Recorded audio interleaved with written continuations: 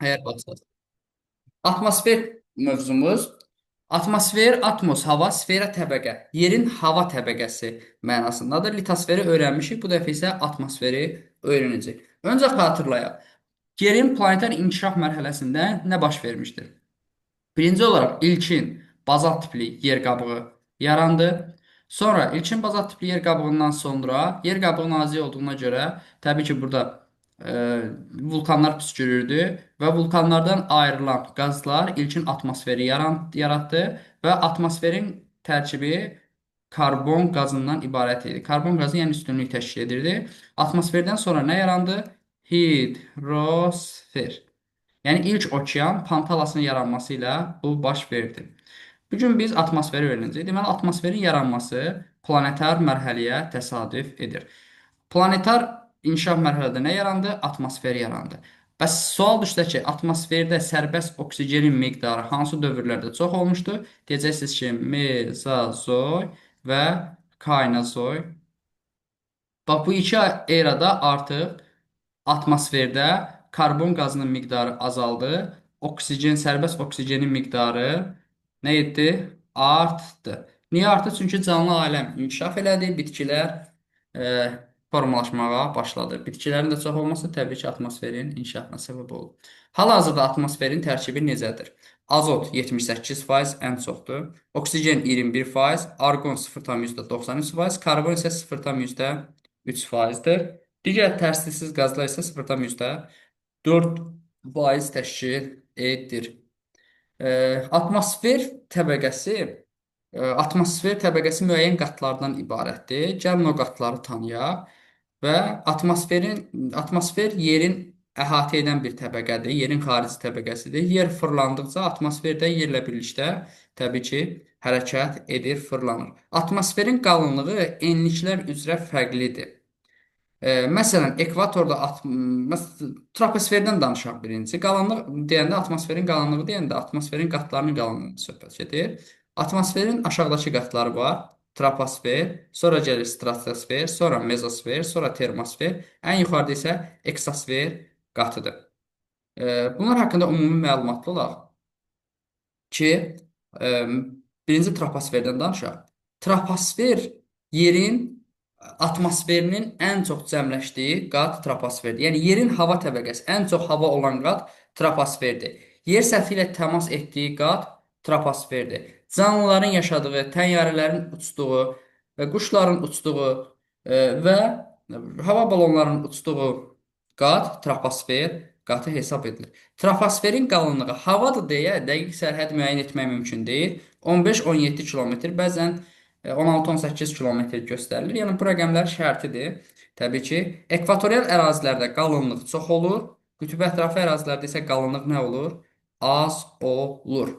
Deməli, ekvatorda qalınlıq necə oldu? Az. Qütblərdə isə qalınlıq,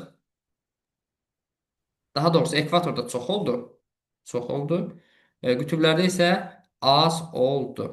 Məsələn, burada qeyd etdik ki, qütblərdə hətta 8-9 kilometr qalınlıq göstərilir. Bax, burada 15-17 kilometr orta qalınlıqdır. Amma yəni qütblərdə 8-9 kilometr qalınlığı da göstərilə bilir. Ekvatorda isə 17 kilometr qalınlığı var. Ekvatordan qütbə doğru qalınlıq nə edir? Azaldır. Yerin öz oxu ətrafında hərəkəti ilə düz mütənasibdir deyirik. Yəni ekvatordan qütbə doğru sürət necə dəyişirdi? Yerin öz oxu ətrafında fırlanma sürəti. Ekvatorda maksimum idi, qütblərdə isə minimum idi.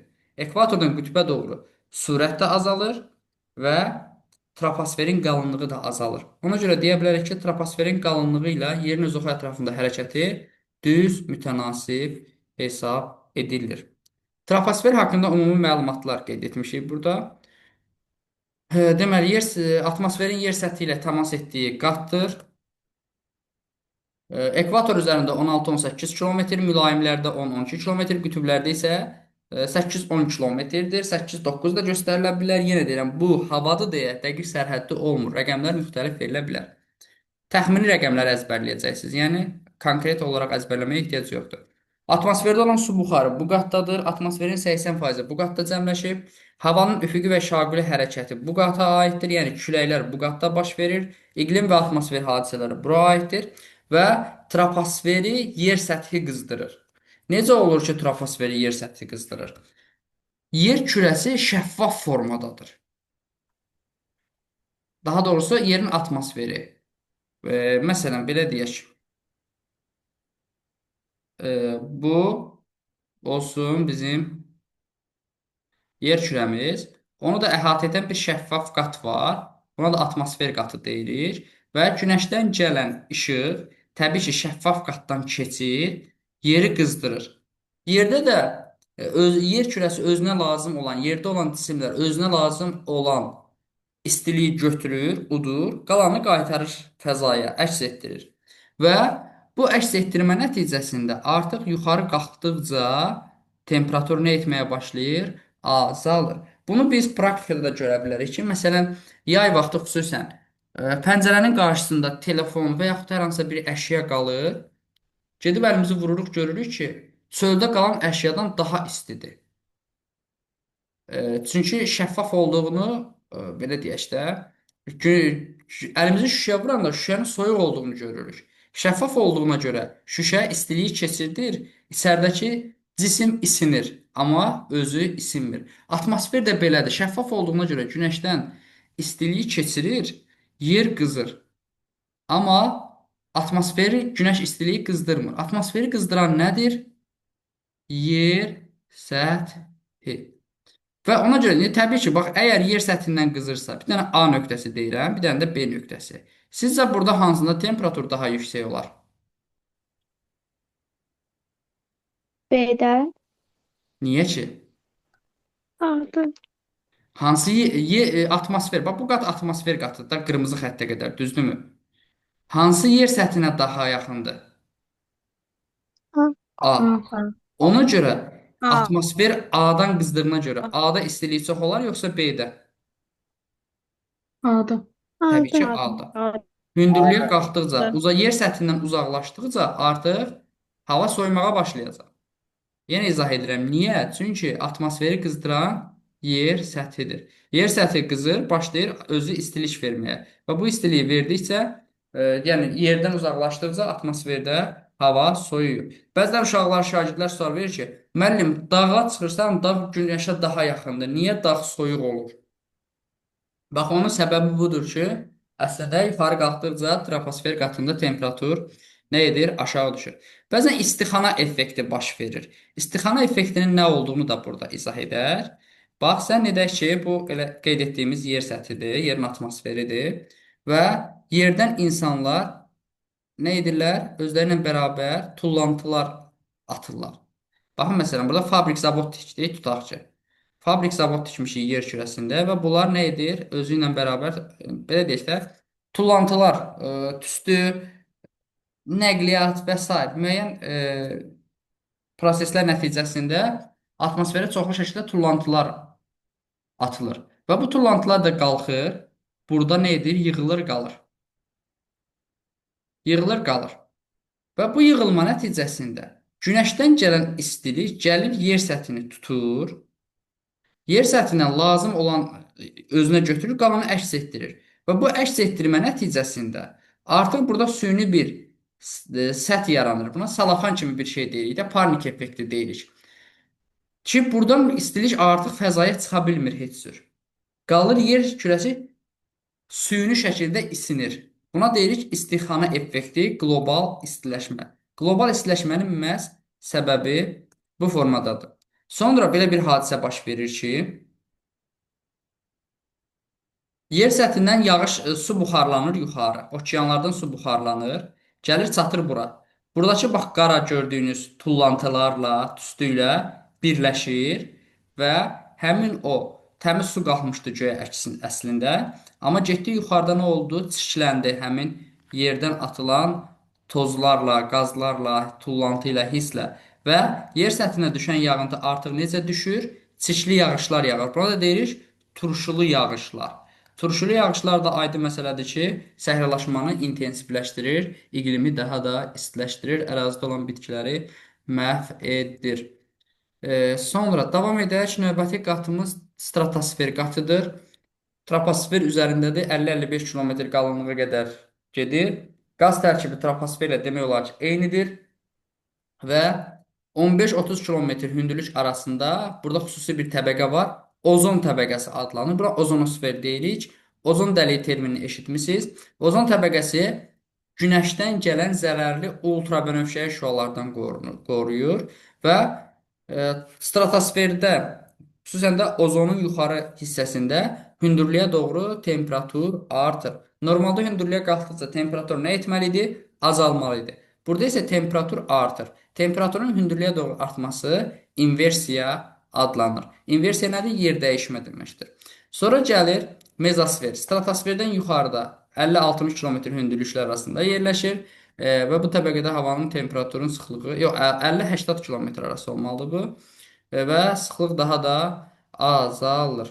Mezosferdən yuxarıda 80-800 kilometr hündürlükdə termosfer yerləşir. Havanın temperaturu hündürlüyə doğru get-gedə artır və burada ionosfer təbəqəsi var ki, yer kürəsini zərərli Rentgen şüalarından qoruyur. Qütb parıltıları burada baş verir. Kosmik peyçlər bu qatda olur.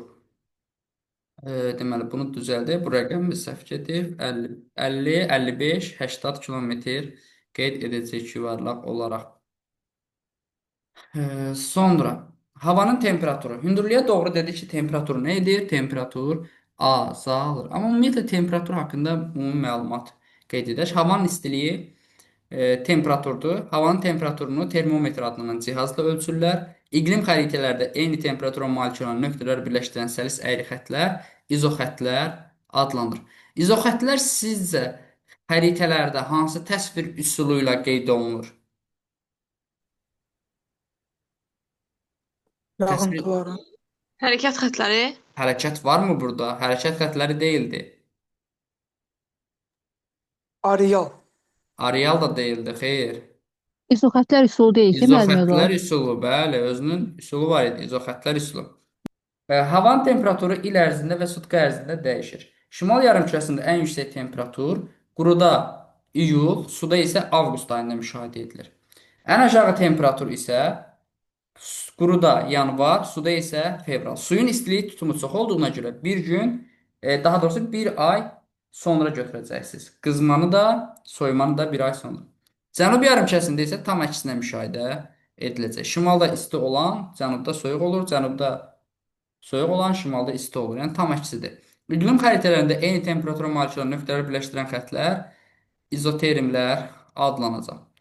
Və biz qeyd etdik ki, bir daha təkrar edək ki, günəş şüaları yer səthini düşür, yer səthini qızdırır və yer səthi də nəyi qızdırır? Havanı qızdırır. Və ona görə də yer səthindən uzaqlaşdıqca tədricən hava soyuyur. Hündürlüyə doğru hər 100 metrdə təqribən 6 dərəcə temperatur aşağı düşür. 1000 metrdə isə 100 metrdə 0,6 dərəcə aşağı düşür. 1000 metrdə isə 6 dərəcə aşağı düşəcək. Və temperaturun yer kürəsində müxtəlif paylanması nəticəsində ekvatordan qütblərə doğru havanın temperaturunun dəyişməsi nəticəsində yer kürəsində 7 istilik qurşağı yaranmışdır. Gənclər, bəs yer kürəsində neçə işıqlanma qurşağı var idi? 5. 5 işıqlanma qurşağımız var idi. Gəlin onlara xatırlayaq.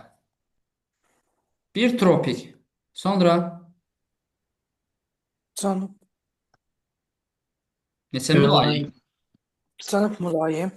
Cənub mülayim, şimal mülayim, sonra qütb, şimal cənub. Dairəsiz. Bəli, deməli 5 dənə işıqlanma. İşıqlanma ilə istilik qurşağını qarışdırmaq olmaz. İşıqlanma qurşaqlarının sərhəddi hansı xəttlərdən keçirdi? Onu xatırlayaq. Tropik. Tropik və Mülayim. yox, mülayim adlı xətt yoxdur, Yaqub. Qütb. Ekvatorial. Tropik xəttləri və qütb dairəsi. Dairəsi. Yadınıza gəlsə belə demişdik də. 23.5-lər arası tropikdir. 23.5-dən 66.5 dərəcə arası mülayimdir. 66.5-dən cənubda cənub mülayim, 66.5 şimalında, şimalda isə şimal mülayimdir. Şimal qütbdür. İndi uşaqlar, baxın burada 66.5 Bu qırıq-qırıq xəttlərdən keçəcək də, qütb dairəsi və tropiklərdən, düzdürmü? İndi, amma bunlarda isə istilik qurşağının sayı. Birincisi 7 istilik qurşağımız var. Bir isti qurşaq 30 dərəcə paralellər arası. 2 mülayim qurşaq 30-60 arası. 2 dənə soyuq qurşaq 60-66 arası. 2 dənə də şaxta qurşaq 66-90 arası. 7 istilik qurşağı var. İstilik qurşaqlarının sərhəddi isə hər hansı paralellərdən keçmir. İstilik qurşağının sərhədləri izoterimlərdən keçir.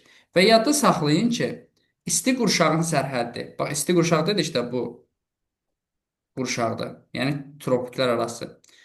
Orta illik izoterimlərdən keçir. Orta illik izoterimlər.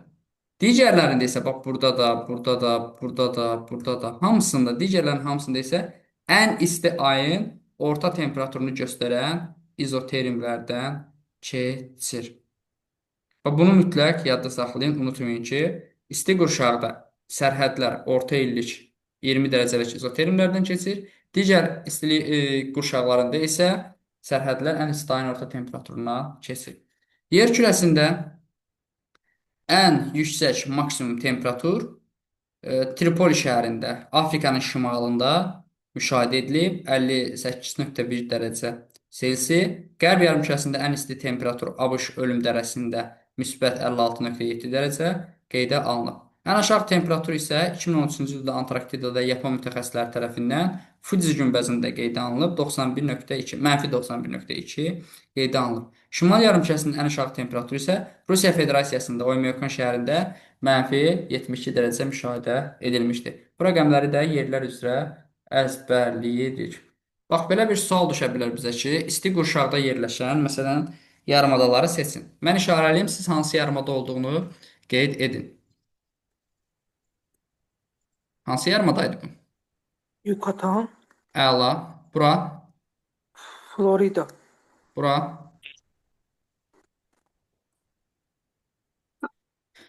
Kaliforniya, Kaliforniya. Bu yarımadamızın adı nədir? Arabistan, Arabistan. Bura. Hindistan. Hindistan. Malakka. Yuxarı Hindçin, aşağı Malakka. Bura. Arnavut.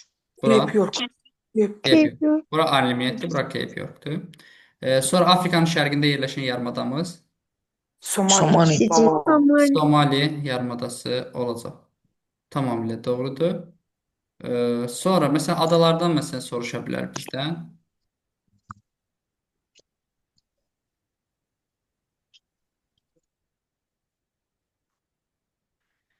Adalardan deyə bir neçə ada olaraq. Və bu adalar qrupu necə adlanır? Böyük Antil, Böyük Andil adaları qeyd edə bilərik. Sonra bu adamızın adı nədir? Sri Lanka, Sri Lanka. Və bu ərazi necə adlanır? Filippin və ya da Malakkalar. Filippinlə Zond adaları birlikdə nə adlanırdı? arxipelag, Hansı arxipelag? Malay arxipelağı. Malay arxipelagı. Bəli, biz buna Malay arxipelagı qeyd etmişdik. Və bunlar hansı qurşaqdır? İsti qurşaq. Və yaxud İsti da qurşaq. bizə sual düşə bilər ki, Orinoco ovalığı, Braziliya yaylası, sonra Meksika yaylası, Şərqi Afrika yaylası, Dekan yaylası. İndi bəzilərini deyirəm, təbii ki, hamısını saymağa vaxtımız yoxdur. Hansı qurşaqda yerləşir? İsti qurşaqda. Məsələn, Azərbaycan ərazisi hansı istilik qurşağında yerləşir? şimal və cənub. Nə? Şimal və cənub mülayim. Cənub niyə ki? Şimal mülayim. Bu şimal mülayimdir, şimal. Cənub buradadır. Burada yerləşə bilərmi Azərbaycan? Sonra, məsələn, düşə bilər ki, İslandiya hansı istilik qurşağında yerləşir? Şimal mülayim qırşaq. Şimal mülayim qurşağıda. Baffin torpağı adası hansı istilik qurşağına aiddir? Şimal Şimal soyuq qırşaq. Şimal nə? Soyuq qırşaq. Soyuq qurşaq. Tamamilə. Antarktidanın əsas hissəsi hansı qurşağa düşür? Daimi şaxta qırşaq. Bəli, cənub daimi şaxta qurşağa düşəcək. Tamamilə doğrudur. Bəzi qeydlər. İllik temperatur amplitudunun ən kiçik qiyməti ekvatorial ərazilərdə, ən böyük qiyməti isə mülayim iqlimin kəskin kontinental tipindədir. Gəlin görək amplitud nə deməkdir? Amplitud sözünün mənası fərq deməkdir. Yəni illik temperatur amplitud deyəndə il ərzində ən yüksək temperaturla ən alçaq temperatur arasındakı dərəcə fərqi hesab edilir. Məsələn, ekvatorda yayda orada bilirsiniz ki, fəsil müşahidə edilmir də. İyulda da 25 dərəcə olur, yanvarda da 25 dərəcə olur. Bunlar arasındakı temperatur fərqi nə qədər olur? 0 dərəcə. Misal üçün rəqəmlər deyirəm, amma şərti olaraq. Amma kəskin kontinentalda, məsələn, yayda olur müsbət 25 dərəcə Selsi, qışda olur qışda olur mənfi 60 dərəcə. Bunlar arasındakı fərq nə qədərdir? Bir dənə hesablayın tez. 35. 35. Uşaqlar. 85. Mənfi 35. 85. Mənfi 35. Çıxanda 85. Hə, 85. Bəli, 85. Coğrafiyaçıların ikinci qrupların ən böyük, ümumiyyətlə məktəb şagirdlərinin də ən böyük bəlası riyaziyyat. Bəli, 85 dərəcə fərq var. Və deməli gördünüz ki, ekvatorda amplitud nə qədər oldu? 0. Kəskin kontinentalda nə qədər oldu? 85 dərəcə. Deməli, ən iri fərq kəskin kontinentalda Bəs olacaq. qütblərdə necə olur? Qütblərdə yayda da soyuqdur, qışda da soyuqdur. Orada da aşağı olur, yəni çox yüksək olmur. Ən yüksəyi və ən alçağı yadda saxlasan kifayətdir. Sutkalıq temperatur amplitudu ən böyük qiyməti tropik səhralarda alır. Sutkalıq deyir, sutkalıq yəni günlük. Bu o deməkdir ki, gecə ilə gündüz arasındakı fərq. Səhrada gündüz temperatur müsbət 40 dərəcə Selsi olur. Gecə isə 0-a qədər düşür. Deməli, fərq nə qədərdir? 40 dərəcə olacaq. Orta illik temperaturun ən yüksək qiyməti ekvatorial enliklərdədir. Orta illik o deməkdir ki, il ərzində yüksək temperaturların cəmliyi aya bölürük və təbii ki, ən yüksək il ərzində, yayda da, qışda da ən yüksək temperatur harda olur? Ekvatorial enlikdə. Yer kürəsinin özünün orta temperaturu isə 14.5-15 dərəcə arasında dəyişir. Sonra gəlirik. Sutka ərzində ən yüksək temperatur nə zaman müşahidə edilir? Bax, bunların hər bir cümləmiz bir sınaq sualıdır və yaxud da test toplusunun sualıdır. Ona görə diqqətlə qulaq asın. Sutka ərzində maksimum və minimum temperaturlar arasındakı fərq temperatur amplitudu adlanır və günün ən aşağı temperaturu günəş çıxmazdan bir qədər əvvəl, hardasa bir 15 dəqiqə, 20 dəqiqə, yarım saat əvvəl müşahidə edilir. Günün ən aşağı temperaturu. Günün ən yüksək temperaturu isə günortadan 2-3 saat sonra müşahidə edilir. İllik temperatur amplitudu isə il ərzində qeydə alınmış ən yüksək temperaturla ən alçaq temperatur arasındakı fərqdir. Sonra biraz suallar düşəcək. Orta sutkalıq temperaturunun tapılması. Orta sutkalıq temperaturunun tapılması o deməkdir ki, orta sutkalıq temperatur gün ərzində 8 dəfə ölçmə işləri aparır. Bunu məsələn oğlanlar xüsusi əsgərlikdə gələcəkdə görəcəklər. Və yaxud da müəyyən dövlət müəssisələrində, xəstəxanalarda falan qapının girişinə termometr qoyurlar və orada cədvəl olur. Hər 3 saatdan bir ölçüb temperaturu yazmalıdırlar ora və ortalama temperaturu bir qaydada saxlamalıdırlar ki, 20 dərəcə civarında olmalıdır. 21 dolar, 18 dolar, 19 dolar, yəni belə. Və elə olmalıdır ki, ədədi orta təxminən 19-20 dərəcə arasında olsun. Və burada da biz nə edirik? 8 dəfə ölçü işlər aparırıq. Hər 3 saatdan bir. 8 vur 3, 24. Yəni sutka ərzində 24 saat ərzində isə 3 saatdan bir aparılmalıdır. Və biz bunu aldığımız müşahidələri qeyd edirik 8 dəfə. Axırda onları cəmləyirik. Cəmləyəndən sonra ölçmələrin sayına 8-ə bölürük və nə tapılır? Ədədi orta tapılır. Ədədi orta tapandan sonra biz ona deyirik ki, nədir? Bu orta sutkalıq temperaturdur. Orta illik temperatur tapanda isə toplayıb 12-yə bölməliyik. Bununla bağlı test nümunələri demək olar ki, istifadə edilmir. Sonra yer səthinə günəşdən gələn istilik və işığın cəminə günəş radiasiyası deyilir. Günəşdən gələn yer səthinə radiasiyamız iki formada gəlir. Bir, günəşdən yer səthinə birbaşa gəlir. Buna düz radiasiya deyirik. Bir də buludlar vasitəsilə səpələnir. Buna isə səpələnən radiasiya deyirik. Ümumiyyətlə, yer səthinə gələn radiasiya ümumi radiasiyadır. Ümumi radiasiya cisimlər tərəfindən bəziləri udulur, lazım olan qədər udulur, qalan isə əks olunur. Əks olunan radiasiya albedo adlanır. Əks olunan radiasiya nə adlanır? Albedo. Albedo adlanır. İndi baxın məsələn, bax belə bir sual düşür. Ümumi radiasiya həmişə 100% götürülür. 2 yerə bölük. Düz radiasiya. Düz radiasiya kölgə yaradır. O nə deməkdir? Çünki bulud olmayanda cisimlərin kölgəsi olur. Bulud olanda səpələnən radiasiya buludlu havada olur. Kölgə olarmı? Xeyr, olmayacaq. Buludlu havada kölgə olmaz. İndi bax, gəlin belə bir sual verim sizə. Deyir, ümumi günəş radiasiyasının miqdarı olsun 90 kilo kalori. Bunun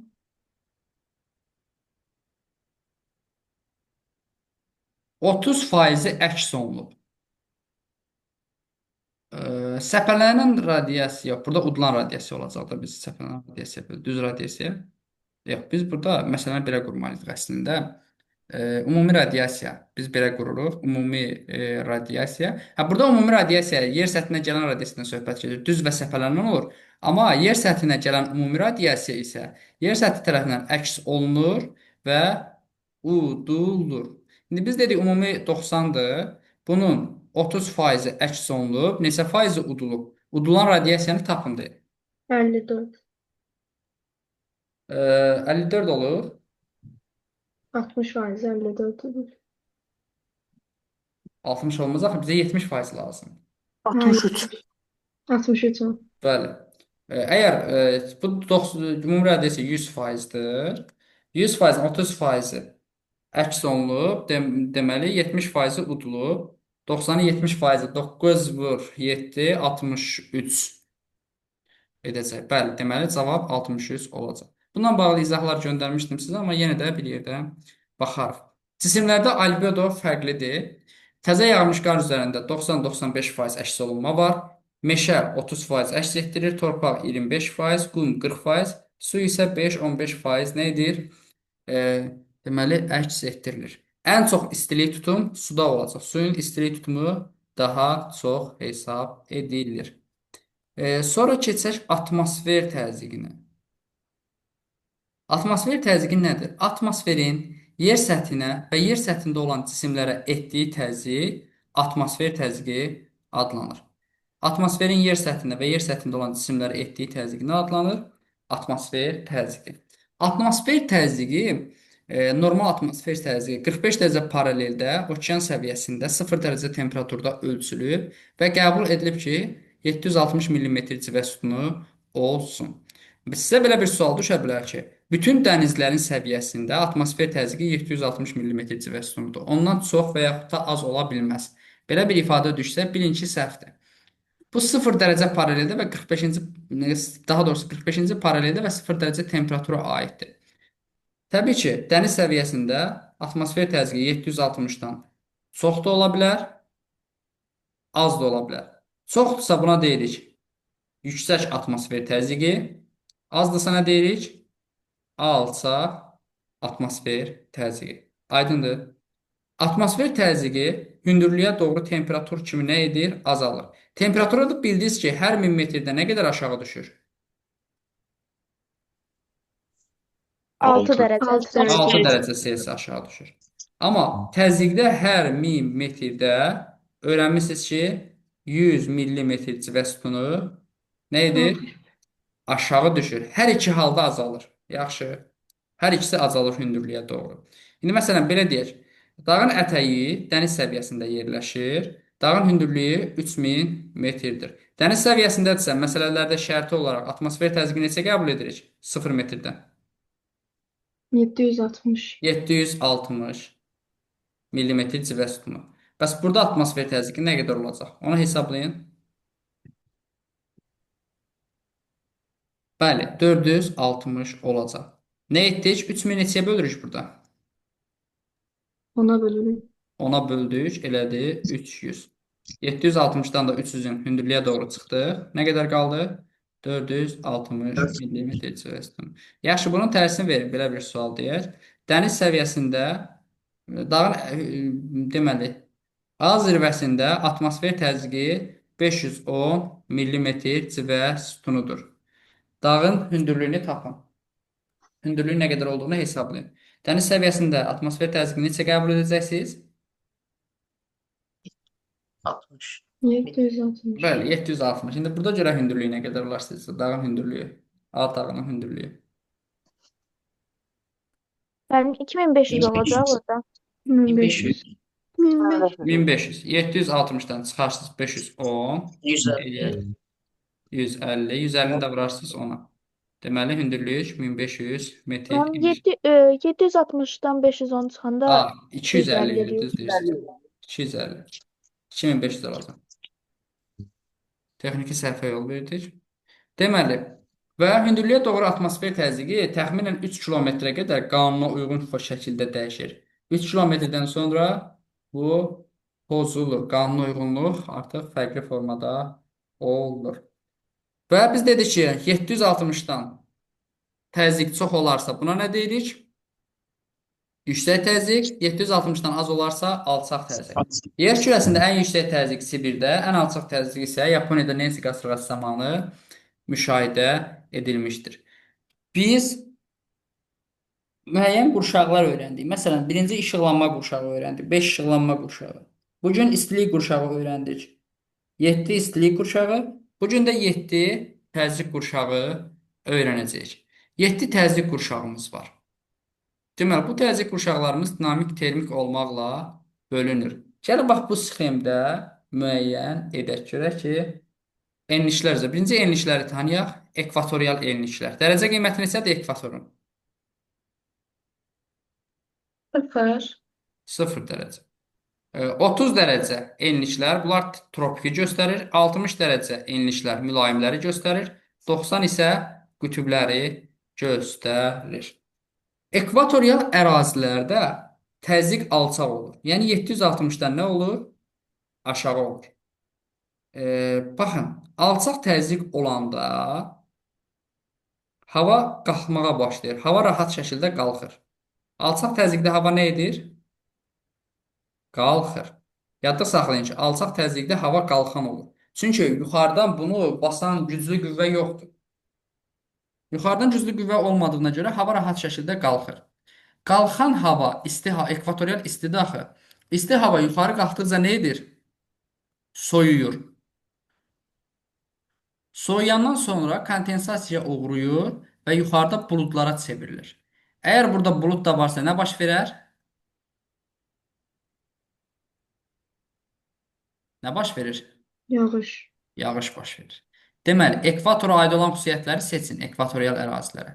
Atmosfer təzyiqi alçaq, havanın hərəkəti qalxan, yağıntı bol. Yaxşı, bunu mütləq yadda saxlayın. Alçaq təzyiqdə qalxan hava olar. Qalxan hava olan yerdə qalxan hava soyuyar, nə verər? Yağıntı verər. Sonra, bax bu yağıntı qalxdı burada boşaldı. Düzdürmü? Boş havadır, quru hava. Quru hava nə edir? Gedir, tropiklərdə başlayır enməyə. Tropik enişlərdə enir. Və endiyinə görə başlayır yer səthini basmağa. Yer səthini də basanda nə yaranır?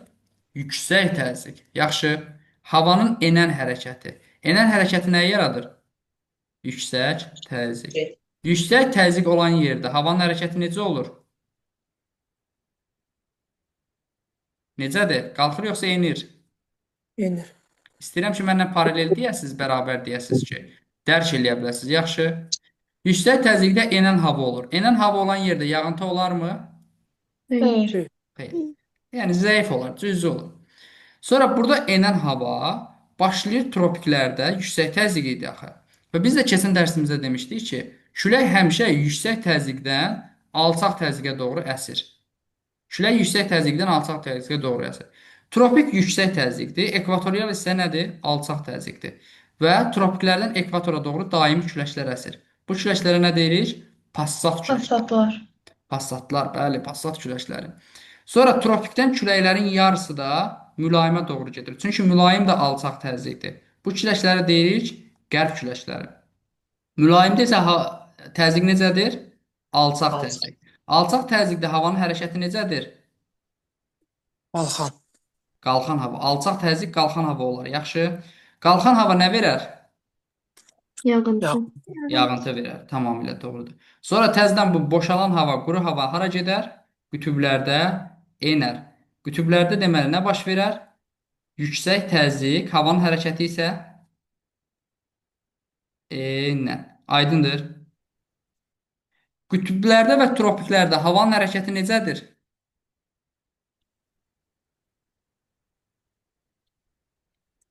Qalxır yoxsa enir?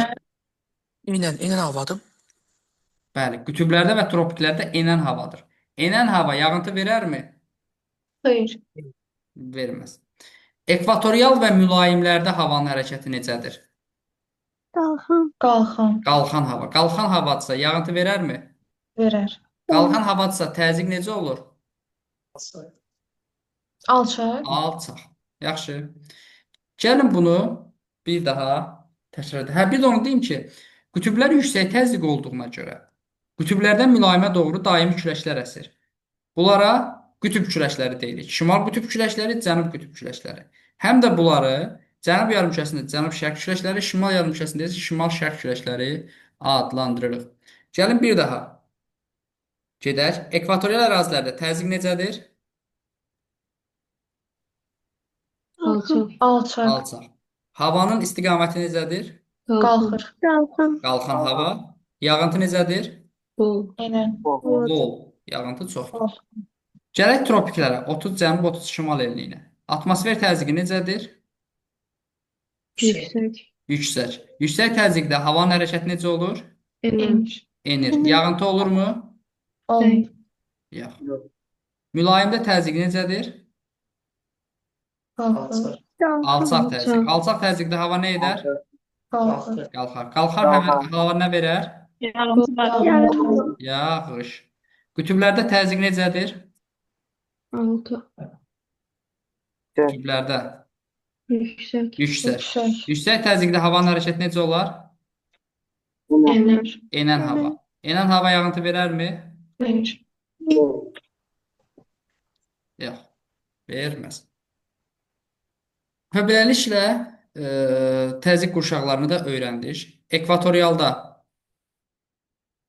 alçaq təzyiq, tropiklərdə yüksək təzyiq, mülayimlərdə alçaq təzyiq, qütblərdə yüksək təzyiq.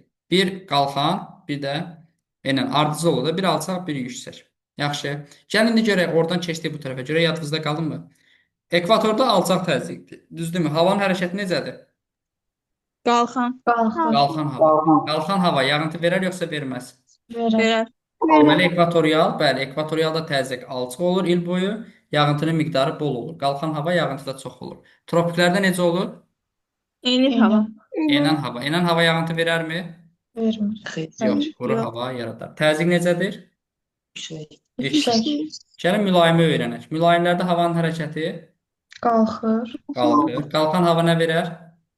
Yağıntı. Yağıntı. Təzyiq necədir burada? Alçaq. Alçaq. Qütblərdə də tropiklər kimi olacaq. Bir də dinamik termik təzyiqlər var. Bunlar sizə düşmür abituriyent səviyyəsində, abituriyentlərə düşmür deyə. Qeyd eləmirəm, amma DIM test toplusunda bu haqda məncə sual olmalıdır. Ona görə mən bunu qeyd edirəm. Dinamik təzyiq, termik təzyiq var. Temperatur nəticəsində il boyu temperaturun yüksək olduğu ekvatorda termik alçaq təzyiq yaranır. İl boyu temperaturun alçaq olduğu, aşağı olduğu qütb enliklərində termik alçaq təzyiq yaranır. Dinamik isə yerin öz oxu ətrafında hərəkət nəticəsində yaranır. Dinamik yüksək tropik, dinamik alçaq, mülayim adlanacaq. Bax, bunlara da bir diqqət eləyərsiniz. Amma təbii ki, qəbula düşməyəcək. Belə daimi küləklər haqqında danışdıq, bu mövzular haqqında danışdıq, təzyiq haqqında danışdıq. Və onu da qeyd edim ki, sinoptik xəritələrdə və yaxud da iqlim xəritələrində eyni təzyiqə malik olan nöqtələr birləşdirən xəttlər izobarlar adlanacaq. Sonra külək. Külək nədir? Külək havanın üfüqi yer dəyişməsinə deyilir. Küləyin gücü və sürəti 12 ballıq Beaufort şkalasına görə müəyyən edilir. Küləyin əsdiyi istiqamətə görə adlanır. Məsələn, belə deyək, bu A nöqtəsindən B nöqtəsinə əsirsə, bu küləyin adı nədir? Əsdiyi istiqamətə görə. Cənub-qərb. Şimal, şərq yoxsa cənub-qərb? Cənub-qərb. Şimal şərqdən əsir. Hansı istiqamətdən gəlir? Gəldiyi istiqamətə baxırsınız. Yaxşı. Şimal şərqdən gəldiyinə görə A-dan B-yə gəlir. Bax bu istiqamətə görə baxsan, indi sən belə yanaşdın, belə yanaşar da. Hansı istiqamətdən gəlir? Əsdiyi istiqamətdən adlandırılır da. Şimal-şərq istiqaməti adlandıracağıq. Küləyin gücü və istiqaməti filger, sürəti isə anemometr adlanan cihazla ölçülür. Küləkləri biz bölürük. Daimi küləklər, mövsümi küləklər və gündəlik küləklər. Və bu gördüyünüz daimi küləklərdir. Bunlar haqqında əslində danışdıq, amma yenə də diqqət yetirək. Və bir şey yadda saxlayın ki, Coriolis qüvvəsinin təsiri ilə daimi küləklər şimal yarımkürəsində sağa, cənub yarımkürəsində isə sola meyl edir. Ekvatordan uzaqlaşdıqca daimi küləklərin meyl etməsi artır. Daimi küləklər nə yaradır? Okean cərəyanlarını yaradır. Passat küləklər tropikdən ekvatora doğru əsir və əraziyə bol rütubət gətirməsinə səbəb olur. Tropik işıqlanma qurşağında yerləşən ərazilər passat küləkləri təsiri altındadır. Qərb küləkləri isə tropikdən mülayimə doğru əsirlər və bunlar da bol yağıntı aparırlar. Qütb küləkləri qütblərdən mülayimə doğru əsirlər. Şimal yarımkürəsində şimal-şərq, cənub yarımkürəsində cənub-şərq küləkləri adlandırılır. Və yer kürəsində ən güclü küləklər Antarktida ətrafında əsən cənub-şərq küləkləri, yəni cənub qütb küləkləri adlanacaq. Passat küləkləri deməli tropiklərdən mülayimə doğru əsən küləklərdir. Məsələn, şimal yarımkürəsində passatlar şimal-şərqdən cənub-qərbə doğru əsirlər. Cənub yarımkürəsində isə cənub-şərqdən şimal-qərbə doğru əsirlər. Qərb küləkləri şimal yarımkürəsində cənub-qərbdən şimal-şərqə doğru əsirlər. Cənub yarımkürəsində isə şimal-qərbdən cənub-şərqə doğru əsir. Və bunlar cənub-şərq küləkləri, şimal qütb küləkləri isə şimal-şərq küləkləri adlanır. Sonra gəlir mövsümi küləklər, musson küləkləri. Musson küləklərini yay və qış mussonu bölürük. Musson sözünün mənası elə mövsüm deməkdir ərəb dilində və yay və qış mussonu olurlar. Və biz qeyd etdik sizə ki, külək hansı təzyiqdən hansı təzyiqə doğru əsirlər? Alçaqdan yüksəyə. Alçaq təzyiqdən yox, yüksəkdən alçağa əsir. Yaxşı. Bilməli olaraq yadda saxlayın ki, külək yüksək təzyiqdən alçaq təzyiqə doğru əsər. Biz bilirik ki, quru səthi tez qızır, tez soyuyur. Su səthi isə gec qızır, gec də soyuyur. Məsələn, yay aylarında quruda temperatur yüksək olur. Tez qızır da, çünki yayda temperatur nə olur? Temperatur çox olur. Temperatur çox olan yerdə təzyiq az olar. Yaxşı, temperaturla təzyiq tərs mütənasibdir. Temperatur çox olan yerdə təzyiq nə olur? Az olur. Suda isə temperatur azdır. Temperatur az. Temperatur azsa təzyiq necədir? Təzyiq yüksəkdir. Deməli, yayda musson küləkləri sudan quruya doğru əsir. Sudan quruya doğru əsirsə, nə gətirər özü ilə bərabər? Təbii ki, yağış gətirər. Ona görə də yayda, yay mussonlarında nə baş verir? Bol yağıntı olur. Yay mussonları əraziyə bol yağıntı gətirir. Qışda gəlin görə necə olur? Qışda quru soyuq olur. Soyuq olan yerdə təzyiq nə olar? Temperatur soyuqsa təzyiq yüksəkdir. Yəni bir-birinin əksidir. Suda isə temperatur nisbətən istidir. Suda temperatur istidirsə təzyiq nə olar? Təzyiq alçaq olar. Ona görə də qış mussonları qurudan suya doğru əsir. Qurudan suya doğru əsəndə təbii ki, qurudan özü ilə bərabər su gətirə bilməz. Ona görə də yağıntı olmur. Yağıntı yoxdur. Deməli, yağıntını gətirən yay mussonudur, yoxsa qış mussonu? Yağıntını gətirən yay mussonudur, yoxsa qış mussonu? Yay mussonu. Təbii ki, yay mussonu yağıntı gətirir. Amma həm cənubda, həm şimalda eyni vaxtda eyni olur. İndi mən sizə bir şey deyim. Cənub yarımkürəsi üçün musson götürmürük. Musson ancaq şimal yarımkürəsinə götürürük. Yaxşı. Cənub yarımkürəsində mussonlara rast gəlinmir deyəcək. Aydındır? Gəlin görək musson hansı ərazidə müşahidə edilir? Yəni hər yerdə musson baş verirmi? Yox. Musson baş verir, bax göstərdiyim bu ərazilərdə. Şimali Amerikanın cənub-şərq hissəsi. Atlantik sahili ovalı, Florida falan. Sonra Şərqi Asiya, Cənub-Şərqi Asiya və Cənubi Asiya. Bax bu ərazilərdə baş verir. Gördüyünüz bu ərazilərdə ancaq xüsusi ərazilər qeyd eləmişəm ən çox imtahana düşən ki, bunlar düşəcək. Bir də təbii ki, burada olan adalar, Filippin adaları, Yapon adaları, Zond adaları və s. Bunlarda ancaq musson küləkləri müşahidə edilir. Qalan ərazilərdə musson müşahidə edilməyəcək. Sonra sutka ərzində dedik 3 yerə bölünür. Daimi küləklər, gündəlik küləklər və mövsümi küləklər. İndi bax bu gündəlik küləklər haqqında danışaq. Gündəlik küləklərdən biri brizlərdir. Gecə və gündüz brizlərdir. Sutkada 2 dəfə istiqamətini dəyişirlər.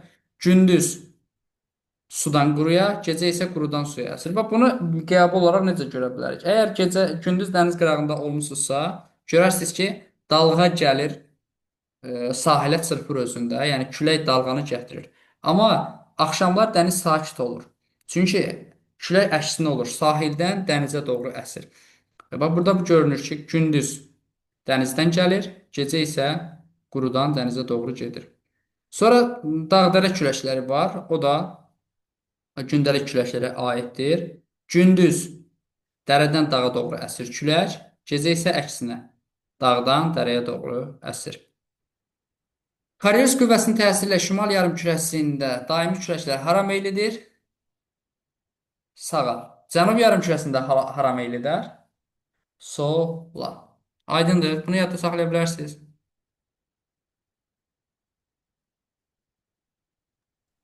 Yəqin ki, hə. Sonra qasırğa. Qasırğa hadisəsi baş verir ki, qasırğa sürəti saatda 30 metr/saniyədən çox olur, dağıdıcı küləklərdir. Cənub-Şərqi Asiyada qasırğalar tayfun adlanır. Mərkəzi Amerikada tornadolar adlanır.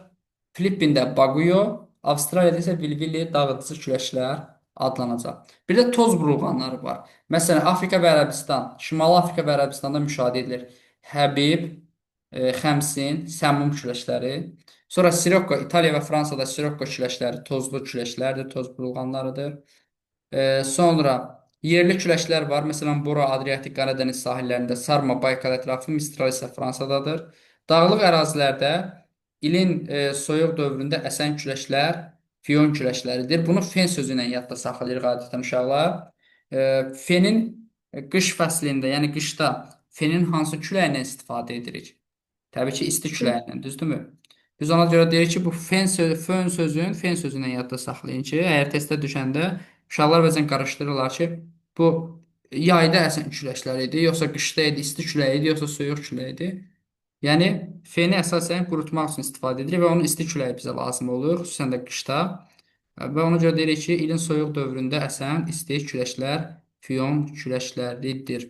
Və fikir versəz, bax burada bulud gəlir, dağ yamacı boyu qalxır, düzdürmü? Və dağ yamacı boyu qalxan hava nə edər? Qalxan hava soyuyur. Soyuyandan sonra başlayar yağıntı verməyə. Qalxan hava nə verdi? Yağıntı. Sonra bu tərəfi isə başladı enməyə. Enən hava yağıntı verərmi? Yox, enən hava vermir. Ona görə fikir verirsiniz, dağın bir yamacı yaşıllıqdır, yəni yağıntı çox düşür, digərinə yağıntı düşmür. Sonra burada göstərilir tropik siklonlar. Tropik siklonlar müşahidə edilir Şərqi Asiyada, Cənubi Asiyada, Madagaskar adasında, Avstraliyanın şərqində və Avstraliyanın qərbində, bir də Mərkəzi Amerikada müşahidə edilir. Yerli küləklər haqqında danışdıq. Sonra siklon və antisiklonlar var. Bunlar havanın müəyyən vəziyyətləridir. Siklon atmosferin qapalı alçaq təzyiq sahəsidir və kənarlarda yüksək təzyiq, mərkəzdə isə alçaq təzyiqi olur. Antisiklon isə siklon əraziyə daxil olanda özü ilə bərabər yağıntı gətirir. Hava sönür, temperatur aşağı düşür, yağıntının miqdarı artır. Amma antisiklon mərkəzdə atmosfer təzyiqi normadan çox olur, kənarlarda isə alçaq olur və aydın hava şəraiti yaradır. İsti, quru, aydın hava şəraiti yaradır antisiklon. Və bunlar hər biri, bax bu gördüyünüz havanın vəziyyətidir, siklondur. Hava bax bu formada fırlanır. Bu isə antisiklondur. Bax fikir versəz, bunun mərkəzində yağıntı gözlənilir. Yəni buluddur, tufan, qasırğa ola bilər. Burada isə mərkəzi boşdur, yəni mərkəzində istidir. İsti olduğuna görə, yəni təzyiq aşağıdır, aşağı olduğuna görə deməli istidir. Yəni bu isə antisiklon formasıdır. Gəlin görək şimal yarımkürəsində və cənub yarımkürəsində necə seçək. DİM test toplusunda belə suallar çoxdur. Deməli, bax buna baxırıq. Şimal yarımkürəsində saat əqrəbinin əksi istiqamətində əsən nədir? Siklon. Cənub yarımkürəsində saat əqrəbi istiqamətində əsir siklon. Saat əqrəbi, şimal yarımkürəsində saat əqrəbi istiqamətində əsir antisiklon. Cənub yarımkürəsində saat əqrəbinin əksi istiqamətində əsir antisiklon. Əslində bunun birini tapsaq, digərləri tamam bir-birinin əksidir. Məsələn, bunun siklon olduğunu tapsaq, bilərik ki, bu əgər saat əqrəbi istiqamətində gedirsə, digəri saat əqrəbi, daha doğrusu bu saat əqrəbinin əksi istiqamətində gedirsə, deməli digəri saat əqrəbi istiqamətində gedir. Bunun şimal və yaxud da cənub yarımkürəsində olmasını seçməyin ən asan yolunu izah etməyə çalışacağam. Birincisi, mərkəzdə mənfi gördünüzsə, təzyiqin aşağı olduğunu gördünüzsə, bilin ki, bu siklondur. Aydındır. Siklonun şimal və yaxud da cənub yarımkürəsində olması, biz bunu smailiklə yadda saxlayacağıq. Bax, bu nə edir? Necə smailikdir? Üzgün smailikdir. Deməli, hava tutulub, görüşə getməli idi, gedə bilməyib. Qasırğadır, çölə çıxa bilmir oynamağa və yaxud da harasa getməyə. Deməli, kədərlənirsə, bu şimal yarımkürəsinin, yəni bizim nəyimizdir? Siklonumuzdur. Bu isə gülümsüyür, cənub yarımkürəsindədir. Yəni deyir ki, bizdən keçdi, bizə aid deyil, bax bu havanın qasırğalı olmağı. Bizdən keçdi deyirsə, deməli nədir? Bu cənub yarımkürəsinin siklonudur. Yenə də şimal yarımkürəsində antisiklonda üzgündür. Və şimal yarımkürəsində üzgün smailik deyirik, cənub yarımkürəsində isə təbəssümlü smailiklər aid edilir.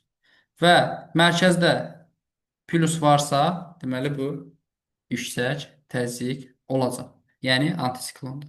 İndi testlərdə bunu çalışaram ki, siz özünüz bu tətbiqdən istifadə edərək seçəsiniz. Havanın əsas elementləri temperatur, rütubət və təzyiqdir. Hava hadisələrini özündə əks etdirən xəritələr sinoptik xəritələr adlanır.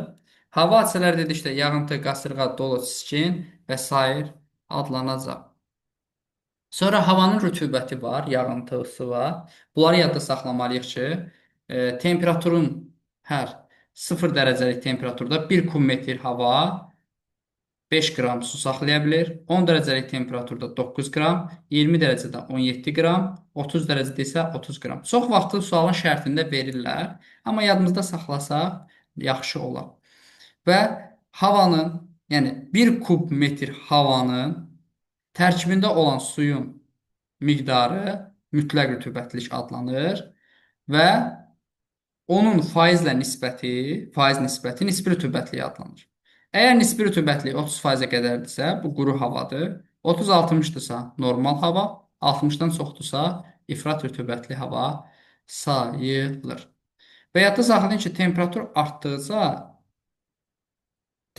artdıqca havanın su saxlama qabiliyyəti artır, nisbi rütubətliyi isə azalır. Gəlin bir neçə məsələ nümunəsinə baxın. Deyir, 20 dərəcə temperaturda 1 kub metr havanın tərkibində 8.5 qram su buxarı var. Nisbi rütubətliyi hesablayın. 17 qram. Dedik ki, 20 dərəcə temperaturda 17 qram olur. 17 qramı 100% qəbul edirik. 8.5-i də x%. Hesablayırıq ki, siz demə nə qədər imiş burada? 50% imiş. Gəlin indi mən sualın şərtini dəyişim. Deyir ki, temperatur 30 dərəcə Selsidir. 30 dərəcə Selsi.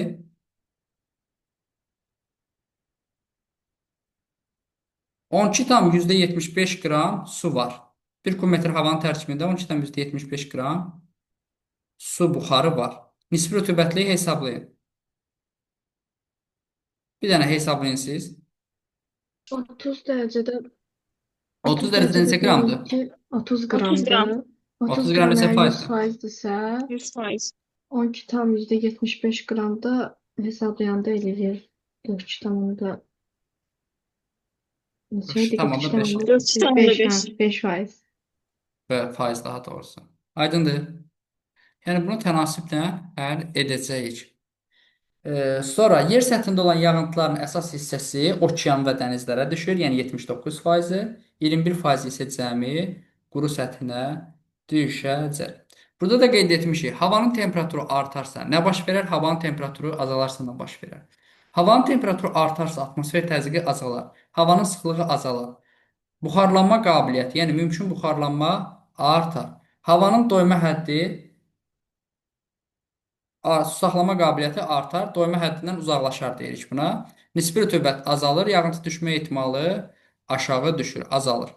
Havanın temperaturu azalarsa nə baş verər? Atmosfer təzyiqi artar, havanın sıxlığı artar, su saxlama qabiliyyəti, daha doğrusu buxarlanma qabiliyyəti azalar. Havanın doyma həddi azalar, yəni yaxınlaşar, su saxlama qabiliyyəti azalar. Nisbi rütubət artar, yağıntı ehtimalı artar. Yəni temperatur düşəndə yağıntı ehtimalı daha çox olur. Yağıntının paylanması coğrafi enlikdən asılıdır, coğrafi atmosfer təzyiqindən asılıdır, relyefdən asılıdır, okean cərəyanlarından asılı olaraq dəyişir. Yağıntımızın 3 növü var. Hava qalxır yuxarı, buxarlanırsa və yağıntı verirsə buna deyirik konvektiv yağıntı. Atmosfer cəbhələrinin toqquşması nəticəsində baş verirsə buna frontal və yaxud da cəbhə yağıntıları deyirik. Soyuq cəbhə ilə isti cəbhə toqquşur. Bir də dağ yamacı boyu qalxaraq yağıntı verirsə biz buna deməli oroqrafik yağıntı deyirik. İsti hava ilə soyuq hava toqquşur, isti cəbhə, soyuq cəbhə toqquşur. Əgər isti hava qalib gələrsə biz buna isti cəbhə deyirik. İsti cəbhədə nə baş verir? Havanın temperaturu artanda təbii ki, təzyiq azalır və yağıntı düşür. İsti cəbhədə yağıntı narın yağışı olur. Soyuq cəbhədə isə soyuq hava isti havanı sıxışdırır, isti hava qalxır yuxarı və yuxarı qalxan hava soyuyur, yağıntı verir. Və güclü külək əsir, atmosfer təzyiqi artır, ildırım çaxır, leysan yağışları yağır. Hər iki cəbhənin sonunda yağış yağır. İsti cəbhədə narın yağış yağır, amma soyuq cəbhədə ildırımlı, şimşəkli, geniş yağış yağır. Soyuq cəbhədə əsasən topa yağış buludları, yüksək laylı buludlar yaranır. Amma isti cəbhədə əsasən deməli lələkvari buludlar yaranır. Yüksək topa və lələkvari. Sonra dünyanın ən çox orta illik yağıntı düşən məntəqəsi Havay adalarıdır. Havay adalarına düşür ən çox orta illik. Amma bir dəfə maksimum düşüb Çernobil məntəqəsinə, Himalay dağlarının cənub ətəklərinə 23 min millimetrdən çox düşmüşdür. Dünyanın ən quraq məntəqəsi, ən az yağıntı düşən məntəqəsi isə Atakama səhrası hesab edilir. Və hətta orada elə müddət olub ki, yağış yağmayıb. Sonra, bura heç keçək, burası sizdə deyil. Gəlirik mümkün buxarlanma ilə buxarlanma qabiliyyəti. Görək nədir? Əslində, buxarlanma qabiliyyəti mümkün buxarlanma deməkdir. Buxarlanma qabiliyyəti nə deməkdir? Mümkün buxarlanma. Amma buxarlanma sözü ayrıdır. Buxarlanma. Deyir ki, ərazidə buxarlanma 2000 millimetrdir. Bu o deməkdir ki, 2000 millimetr yağıntı buradan faktiki olaraq buxarlanıb. Yəni, bu proses baş verib. Amma deyir ki, ərazinin buxarlanma qabiliyyəti 2000 millimetrdir. Bu o deməkdir ki, buxarlana bilər. Buxarlana biləcək suyun miqdarı buxarlanma qabiliyyəti adlanır və yaxud da mümkün buxarlanma. Amma konkret olaraq buxarlanıbsa buna nə deyirik? Buxarlanma. Buxarlanma qabiliyyəti üçün nə lazımdır? Qabiliyyət üçün istilik lazımdır. İstilik. Buxarlanmanın özü üçün nə lazımdır? İstilik və rütubət. Yaxşı. İstilik və rütubət olan yerdə buxarlanma olar.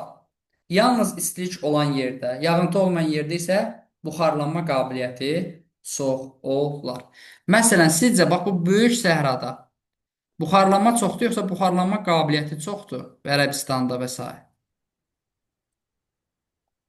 Buxarlanma qabiliyyət vardı. Bax, bu ərazilər isti ərazilərdir, Atakama səhər. Səhraları işarələmişəm. Səhralarda buxarlanma qabiliyyəti çoxdur. İstilik var. Yağıntı varmı səhrada? Yoxdur. Olmaz. İndi gəlin, bax, bu ərazini işarə edeyim sizin üçün. Ekvatorial enlikdir. Konqo hövzəsi, Amazon ovalığı, Zoнд adaları. Sizcə burada hansı daha çoxdur? Buxarlanma. Buxarlanma çoxdur. Zaten buxarlanmanın olması üçün buxarlanma qabiliyyəti də olmalıdır. Çünki burada isti var, düzdürmü? Hər birində isti var. Su varmı? Ekvatorial dedik ki, il boyu yağıntılıdır. Deməli, istilik də var, su da varsa burada nə var? Buxarlanma var, mövcuddur. Yaxşı. Bizə sual düşəcək testlərdəki. Məsələn, mən nöqtə qoyuram, sizə sual verirəm. 1, 2, 3, 4, 5, 6. Deyir ki, hansı məntəqələrdə buxarlanma ilə buxarlanma qabiliyyəti arasındakı fərq çoxdur? Buxarlanma ilə, faktiki buxarlanma ilə buxarlanma qabiliyyəti arasındakı fərq daha çoxdur. 3 və 5. 3 dənə rəqəm seçməliyik.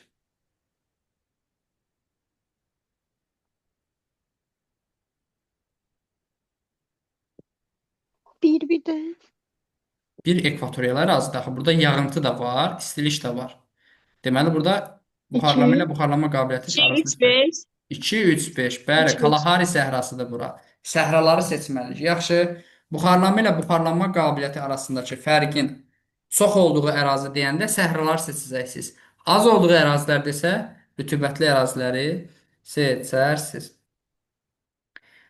Sonra ərazinin buxarlanma qabiliyyətini tapmaq üçün nə edirik?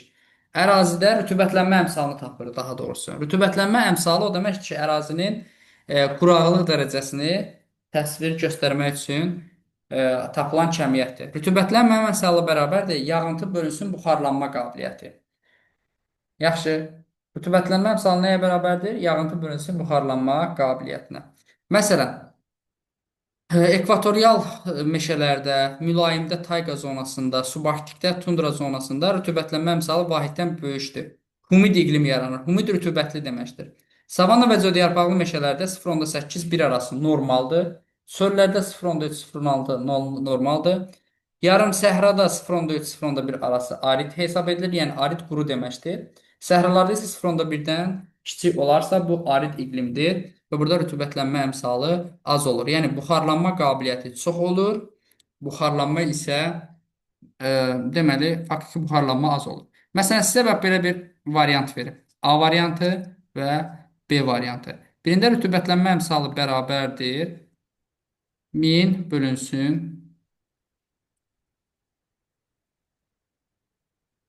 deməli, ya da 1500 bölünsün 1200. Birində də 100 bölünsün 1500. Bunlardan hansında arid iqlim formalaşar?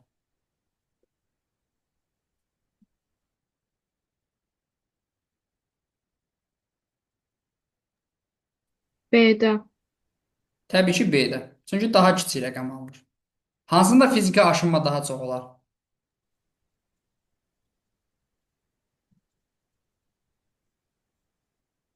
Adı. Xeyr, A rütubətli ərazidir. Rütubətli ərazidə kimyəvi aşınma olar. Bizə fiziki aşınma üçün səhra lazımdır. Səhra da arid ərazilərdə olar. Yəni B-də. Yağıntının iki növü var. Havadan və buluddan. Havadan düşən, buludsuz havadan, yəni şeh, duman, sırsıra, qrov, buluddan düşən qar, dolu, yağış, çiskin adlanır. Su buxarının maye halına keçməsi, buxar halına maye halına keçməsi kondensasiya prosesi adlanacaq. Sonra buludların üç növü var. Buludluq ümumiyyətlə nefroskopla ölçülür. Buludların formalaşmasında aerozolların təsiri böyükdür. Buludlarda olan suyun əsas hissəsi maye haldadır.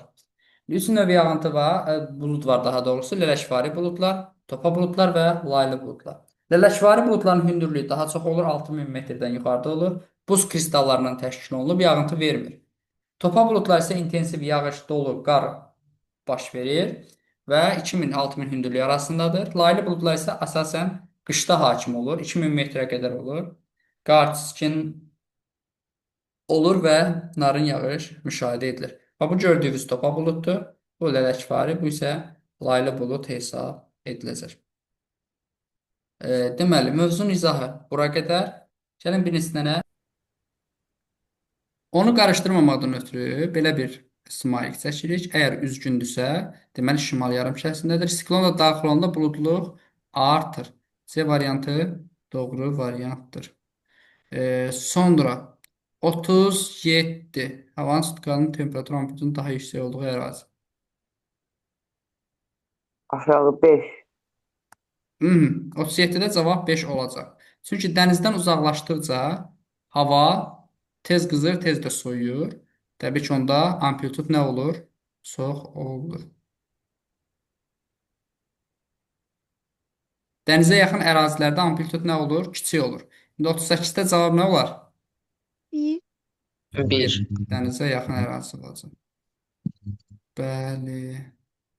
46 deməli qəbul sualıdır. 46-ya baxın. Qəbula düşüb orada Atakama söhrəsi yox, Viktoriya səhrası yazılmışdı.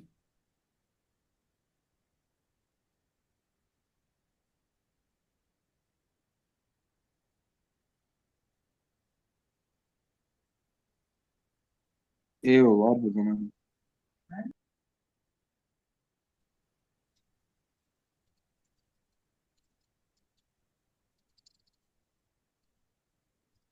A olmur. Temperatur çünki Cavablarınızı deyin mən yazım bura zəhmət olmasa. E. Başqa? variantı. D. Sonra. C. Müəllim, D. oradakı saat günün vaxtlarıdır. Necə İsmail? Oradakı aşağıda saat yazılan günün vaxtlarıdır. Təbii ki. C variantı. C. Təbii ki C-dir. Deməli niyə? Biz dedik ki, sutka ərzində ən yüksək temperatur nə zaman olar? Günortadan 2-3 saat sonra. Təxminən saat 15-də. İndi bunlara baxmalıyıq ki, saat 15-də ən yüksək temperatur 15-də olmalıdır. Burada elə bir şey yoxdur. Buna baxıram. Ən yüksək temperatur 15-də olmalıdır. Burada 18 göstərir. Deməli bu da deyil. Burada baxıram ən yüksək temperatur 15-də olmalıdır. Bu da deyil. Burada baxıram ən yüksək temperatur 15-də olmalıdır. Bu da deyil. Amma burada ən yüksək temperatur nə zamandır? 15-də. Həm də ki, günəş çıxandan saat 15:00-a qədər temperatur durmadan artır. 15:00-dan sonra nə etməlidir? Axşama doğru azalmalıdır. Doğru cavab C bəndi olacaq.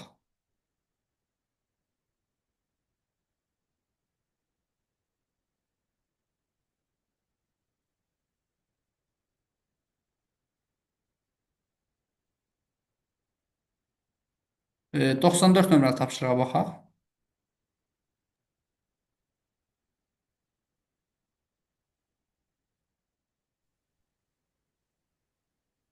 M-dən P-dir. Temperatur fərqinin daha böyük olur. P ilə nə? M-dən P. MP. Bəli. Niyə Ən var? çox hündürlük fərqi olanda D-də çox olacaq.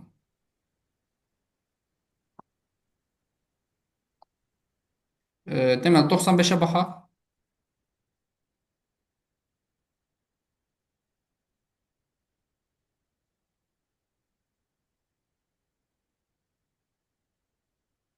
D'dir. Nədir? D variantı. Düzdür. Dedi ki, ekvatorial ərazilərdə qalxan hava baş verər və mülayimlərdə. Ekvatorla mülayimlərdə qalxan hava olduğuna görə yağıntı daha çox olacaq. Doğrudur.